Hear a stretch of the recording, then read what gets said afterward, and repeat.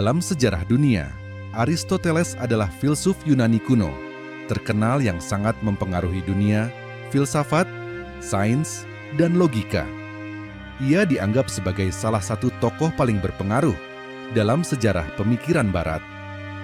Karya-karyanya sangat penting dalam mengembangkan metafisika, etika, politik, biologi, dan estetika dalam sejarah dunia. Selain itu, ia terkenal menulis tentang topik-topik seperti filsafat alam, logika, dan retorika yang dipelajari secara ekstensif oleh banyak filsuf kemudian. Aristoteles lahir pada tahun 384 sebelum Masehi di keluarga seorang dokter, yang mungkin menjadi alasan mengapa karya-karyanya di masa depan juga berfokus pada fisiologi dan anatomi. Pada usia 15, ia menjadi yatim piatu, dan pamannya yang mengasuh anak laki-laki itu bercerita tentang guru yang sudah terkenal pada saat itu, Plato di Athena. Pada usia 18 tahun, Aristoteles secara mandiri mencapai Athena dan memasuki Akademi Plato, yang telah menjadi pengagumnya selama 3 tahun. Karena bakat dan keberhasilannya dalam kegiatan ilmiah, Aristoteles diberi posisi mengajar di akademi. Pada tahun 347 sebelum Masehi, setelah kematian Plato, Aristoteles pindah ke kota Assos. 5 tahun kemudian, Raja Makedonia Philip mengundang filsuf tersebut untuk mendidik putranya Alexander. Philip meninggal pada tahun 339 sebelum Masehi. Ahli warisnya tidak lagi membutuhkan pelajaran, sehingga Aristoteles kembali ke Athena, yang sekarang menjadi sarjana populer dan terkenal. Dari segi kontribusi, Aristoteles memainkan peran penting dalam mengembangkan zoologi dan anatomi melalui berbagai metode penelitian. Dia memperoleh pengakuan atas kontribusinya yang luar biasa pada bidang-bidang seperti zoologi dengan menciptakan sistem klasifikasi hewan yang memperhitungkan ciri-ciri fisik dan kebiasaan. Selain menerima pujian karena telah merevolusi taktik militer pada saat itu dalam sejarah dunia, prestasi luar biasa lainnya yang dicapai Aristoteles adalah mewariskan pengetahuan ini kepada Alexander Agung.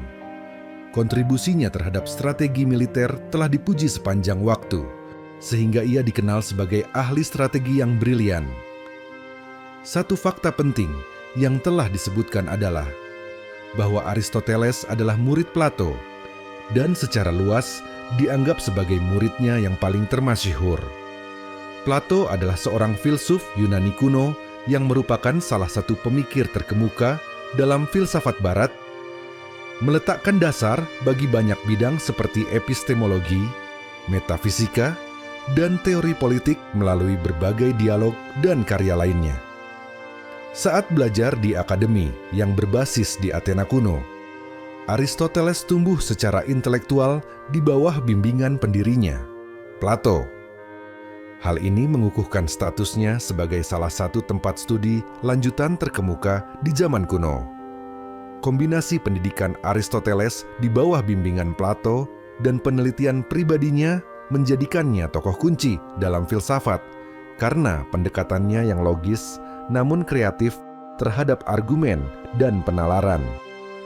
Tulisannya sangat mendasar dalam pembentukan pemikiran tradisional hingga zaman modern, menjadikannya salah satu pemikir paling berpengaruh yang pernah dikenal. Aristoteles merupakan tokoh pionir dalam pengembangan penalaran ilmiah. Dengan menggabungkan pengetahuannya yang mendalam tentang filsafat, biologi, dan fisika, dia meletakkan dasar bagi sains modern dengan menganjurkan observasi empiris, pengujian, dan eksperimen untuk menarik kesimpulan yang bermakna. Sementara para filsuf lain cenderung memperoleh penjelasan dari keyakinan agama atau sumber resmi, ia menonjol karena penekanan pada kemampuan analitisnya yang dilengkapi dengan wawasan sebab akibat. Misalnya, Aristoteles mendalilkan fenomena alam, termasuk perilaku benda jatuh, dan sebaran spesies di alam. Hal ini kemudian menjadi konsep dasar fisika klasik. Untuk mendokumentasikan perilaku hewan dan menganalisis anatomi, Aristoteles menghasilkan banyak tulisan tentang biologi untuk dipelajari oleh generasi mendatang. Dengan pengamatan cermat, ia menyimpulkan bahwa setiap organisme hidup terdiri dari unsur-unsur penyusun yang setara. Hal ini berfungsi sebagai gagasan pendahuluan di balik gagasan masa kini mengenai evolusi dan genetika. Pendekatan metodis Aristoteles terhadap pemahaman alam meninggalkan jejak yang tak terhapuskan dalam pemikiran manusia. Penalaran ilmiah telah merevolusi cara kita memahami dan berinteraksi dengan lingkungan kita. Mulai dari kemajuan di bidang kedokteran hingga eksplorasi ruang angkasa, namun pendekatan Aristoteles terhadap pemecahan masalah mempunyai warisan yang bertahan lama. Pedagogi Aristoteles menekankan penggunaan metode Sokrates untuk merangsang dialog, pembangkitan ide, berbagi pendapat, dan pembuatan kesimpulan. Metode tersebut berfokus pada dialog antara guru dan siswa untuk menghasilkan ide-ide baru, mengemukakan pendapat, dan mencapai kesimpulan. Hal ini dilakukan dengan memulai dengan masalah atau premis tertentu dan kemudian mempertanyakannya. Dengan setiap siswa mempertimbangkan solusi alternatif atau interpretasi alternatif. Misalnya, ketika mengajar, Aristoteles mungkin bertanya kepada murid-muridnya, "Jika kita berasumsi bahwa semua manusia fana, apa implikasinya terhadap pemahaman kita tentang Sokrates?" Kemudian, melalui pertanyaan lebih lanjut, ia akan mengarahkan murid-muridnya untuk menyimpulkan bahwa Sokrates adalah makhluk fana. Dengan cara ini, metode Sokrates memungkinkan pembelajaran yang lebih mendalam melalui partisipasi aktif dan wacana baik dari guru maupun siswa. Dengan memprioritaskan logika dibandingkan sumber informasi tradisional seperti doktrin atau adat istiadat ketika mengambil kesimpulan, Aristoteles secara efektif membentuk gerakan filosofis selanjutnya.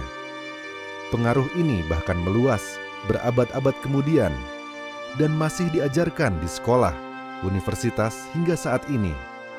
Alexander Agung dikenal sebagai karismatik, kejam, brilian, dan haus darah.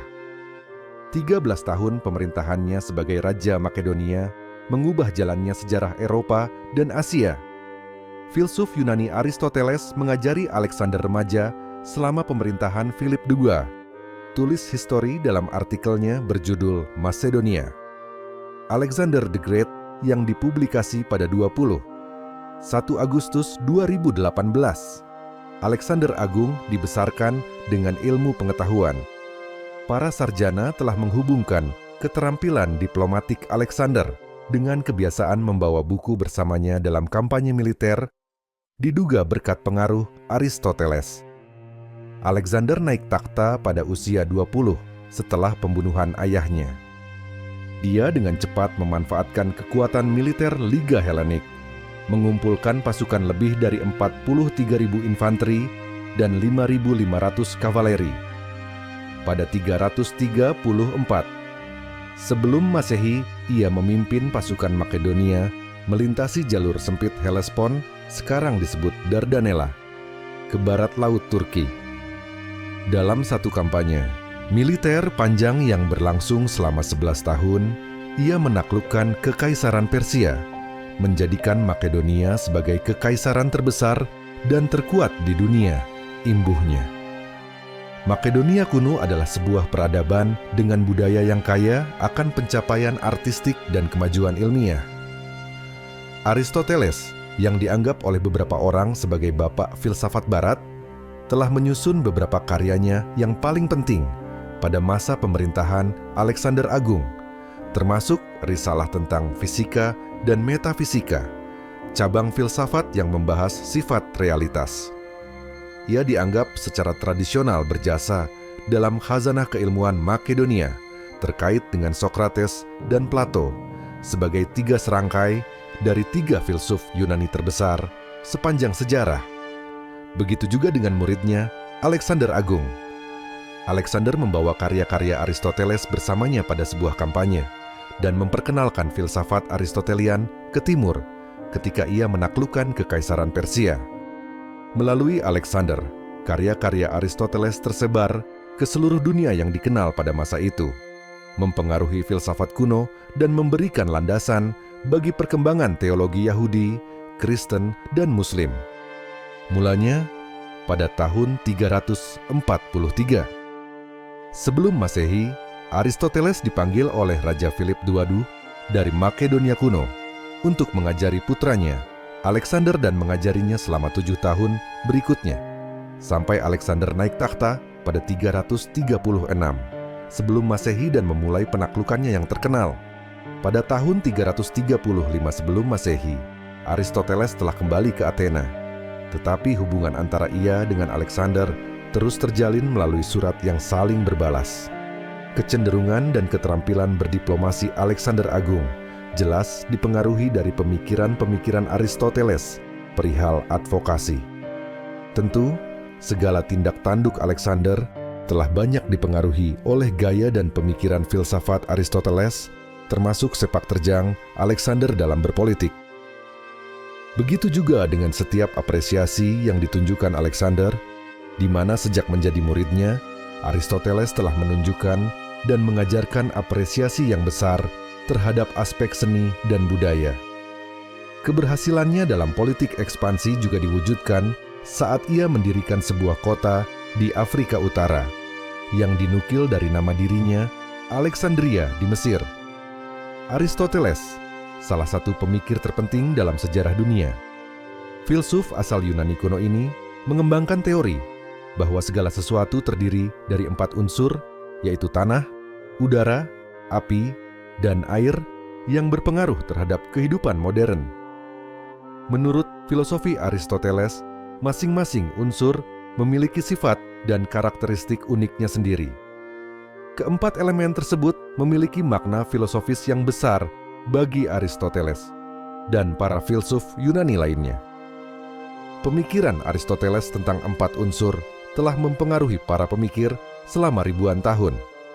Bumi sebagai unsur terberat dan terpadat, dan dikaitkan dengan kualitas seperti soliditas, stabilitas, dan kekeringan.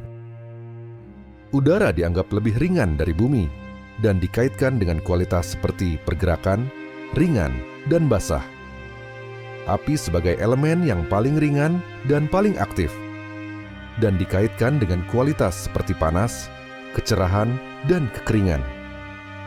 Air sebagai perantara antara bumi dan udara, dan dikaitkan dengan kualitas seperti fluiditas, dingin, dan basah. Menurut Aristoteles, unsur-unsur dapat diubah dari satu bentuk ke bentuk lain, namun tidak pernah dapat diciptakan atau dimusnahkan. Filsafat ini menjadi dasar bagi sebagian besar pemahaman Barat tentang materi dan alam selama berabad-abad, dan memiliki pengaruh besar terhadap perkembangan ilmu pengetahuan dan filsafat. Dalam catatan sejarah dunia, teori Aristoteles terdiri dari 4 unsur, sebagian besar dipengaruhi oleh gagasan mentornya, Plato, serta karya-karya filsuf Empedokles sebelumnya. Plato mengakui Aristoteles sebagai murid terbesarnya. Menurut Philoponus, menyebutnya sebagai pemikir aliran. Jika Aristoteles tidak hadir dalam perkuliahan, Plato akan berkata, "Intelek tidak ada di sini." Plato percaya bahwa dunia fisik adalah manifestasi dari dunia bentuk atau ide yang mendasarinya, dan bahwa semua objek di dunia fisik terdiri dari kombinasi bentuk-bentuk ini. Empedokles sebaliknya percaya bahwa semua materi terdiri dari 4 unsur dasar yang ia identifikasi sebagai tanah, udara, api, dan air. Aristoteles menggabungkan ide-ide ini, mengembangkan teori yang menyatakan bahwa semua materi terdiri dari kombinasi 4 elemen dasar dan masing-masing memiliki sifat dan karakteristik uniknya sendiri. Ia percaya bahwa unsur-unsur dapat diubah dari satu bentuk ke bentuk yang lain, namun unsur-unsur tersebut tidak akan pernah dapat diciptakan atau dimusnahkan. Sifat-sifat khusus setiap benda merupakan hasil dari kombinasi tertentu dari unsur-unsur yang membentuknya. Secara keseluruhan, teori Aristoteles tentang 4 unsur sangat dipengaruhi oleh karya Plato dan Empedokles, serta gagasan umum pada masanya tentang alam dan struktur materi. Teori Aristoteles tentang 4 unsur materi mempunyai pengaruh besar pada para filsuf, ilmuwan, dan pemikir, kemudian dalam berbagai cara. Beberapa cara utama teorinya mempengaruhi pemikiran selanjutnya meliputi filsafat alam, teori 4 unsur. Aristoteles merupakan bagian penting dari sistem filsafat yang lebih luas dan mempunyai pengaruh yang signifikan terhadap perkembangan filsafat alam. Gagasannya bahwa semua materi dapat direduksi menjadi kombinasi keempat elemen ini membantu meletakkan dasar bagi penyelidikan ilmiah terhadap materi dan alam kuno yang terkenal dalam sejarah dunia. Alkimia.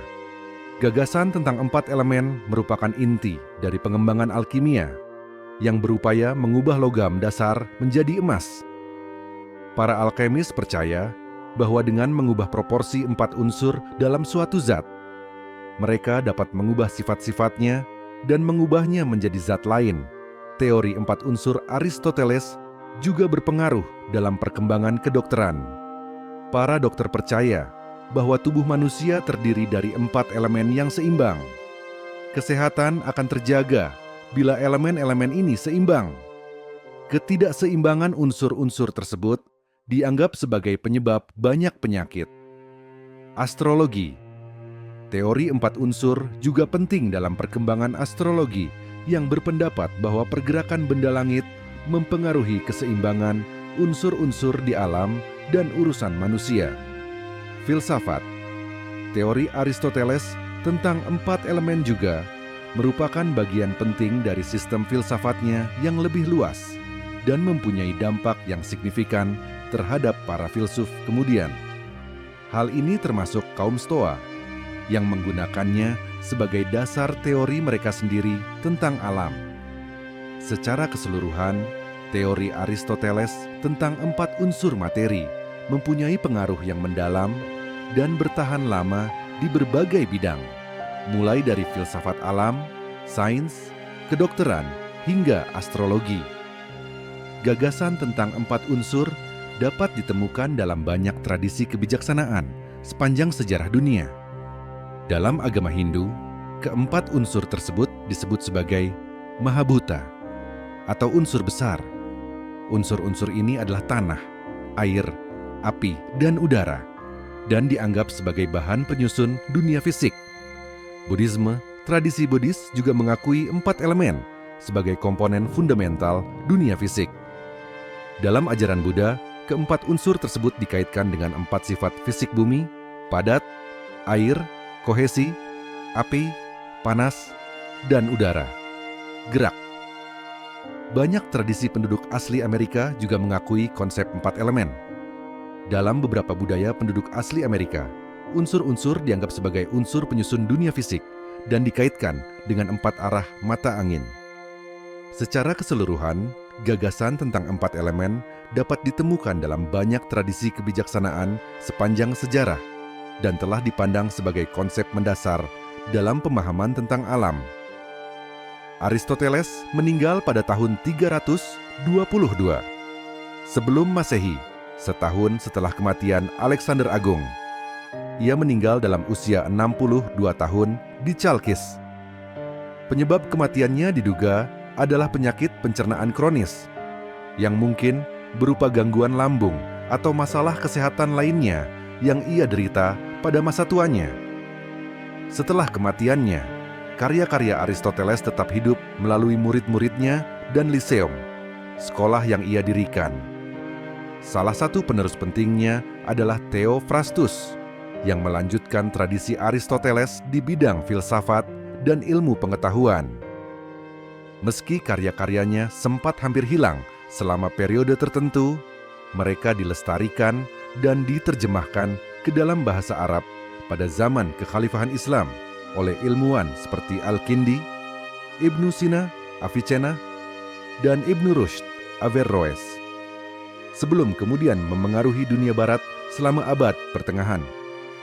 Akhir hayat Aristoteles mencerminkan konflik antara filsafat, politik, dan agama di dunia Yunani kuno. Meskipun ia meninggal dalam pengasingan, warisan pemikirannya melampaui batas ruang dan waktu, menjadikannya salah satu pemikir terbesar dalam sejarah manusia.